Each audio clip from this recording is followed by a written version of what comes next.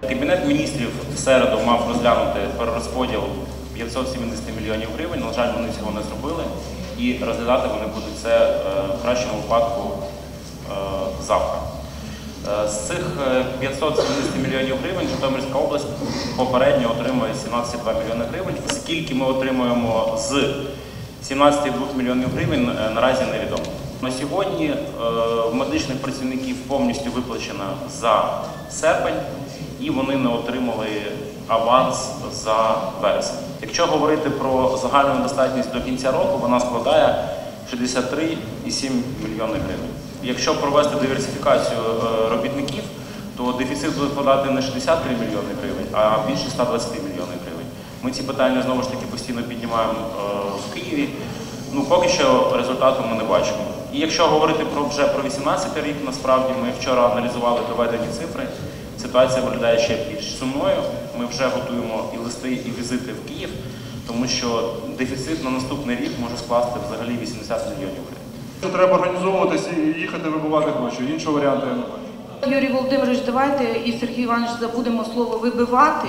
Давайте будемо всі разом працювати. Я хочу нагадати минулу сесію, Сергій Іванович. Я хочу, щоб хтось все ж таки нам відповів, хто з вас завів депутатів і всю громадськість міста в оману. Ось у мене стенограма. Вибачте, позавчора та вчора Кабінет міністрів виділив 500 мільйонів на виплату заробітної плати. Це ваші слова, Сергій Іванович.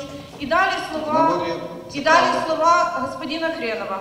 500 мільйонів було виділено позавчора. Звідки у вас була інформація про виділення коштів в Кабміні, коли її не було? Розпорядження прем'єр-міністра по виділенню коштів, і коли ми в черговий раз були замміністра фінансів Марченка, він нам показував це розпорядження і казав, що кошти вже виділені. Ви однозначно не допрацьовуєте, і я можу це стверджувати як депутат з якимсь певним досвідом.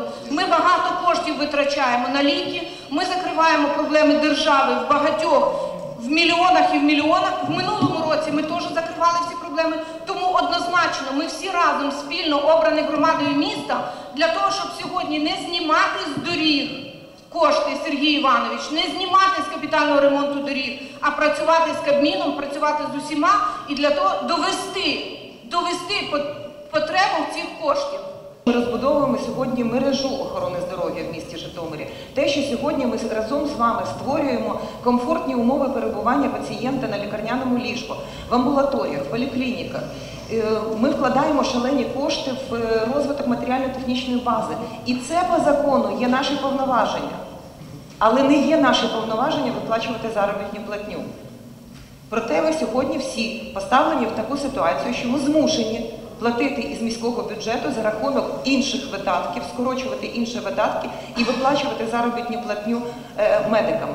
Прикро, я противник цього, але іншого шляху, на жаль, нема. Ми довго дискутували з цього приводу, виплатити матеріальну допомогу чи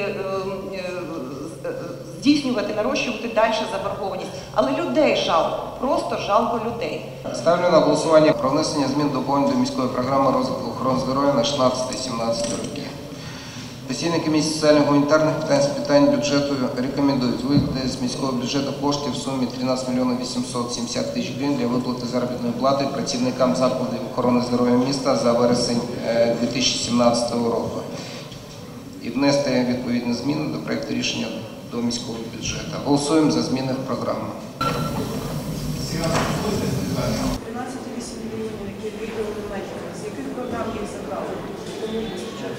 Частина зняли з ремонту тротуарів, це 3 мільйони, з капітального ремонту доріг і 2,7 мільйонів гривень у нас було закладено в проєкті на проведення комунікацій по індустріальному парку.